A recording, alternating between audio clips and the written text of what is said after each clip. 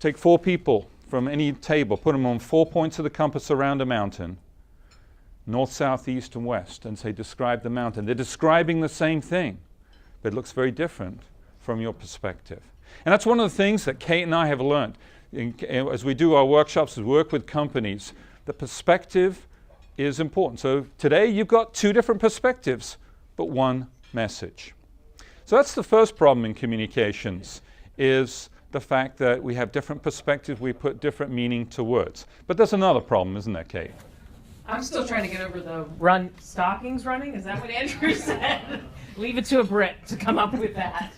I wonder, as you sit here and you listen to what Andrew's saying, what do you think the average attention span is for an adult? Any guesses? Average? 5 seconds. 10 seconds. 30 seconds. 20 seconds. 3 Wow. minutes. 3 minutes. Oh, I wish 3 minutes. 8 seconds. How about that? 8 seconds. And where do we get that stat? Yeah, that's a study from the BBC, so it's from a very reliable source. So what's the implications, Kate? If you only have 8 seconds, what's the implications?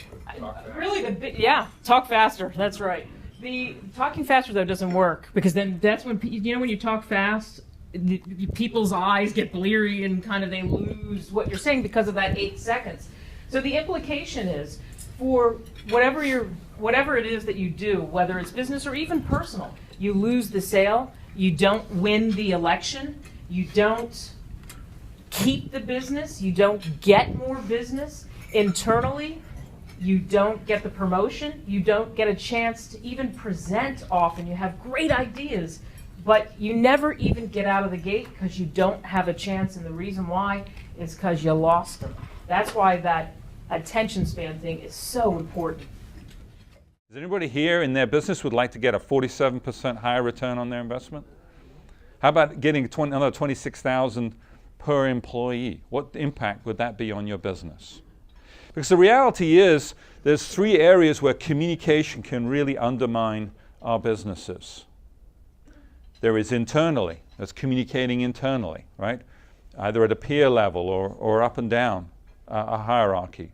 But there's also communicating externally, whether that's to customers and prospects. So it's in the sales and marketing. That's where, it's where I spend a lot of time doing strategy with clients. Kate spends a lot of time in PR and communications. This is communicating externally. And there's also, not just from a sales and marketing point of view, but there's also customer service. How about communicating better to our existing customers? There is a very high cost to not communicating well. He had a piece of paper, and he wrote on the paper the 3 things that mattered the most to him, and that was God, Ruth, and baseball. And he carried it around, and he pulled it out, and it's a mangy piece of paper, and he showed me that piece of paper.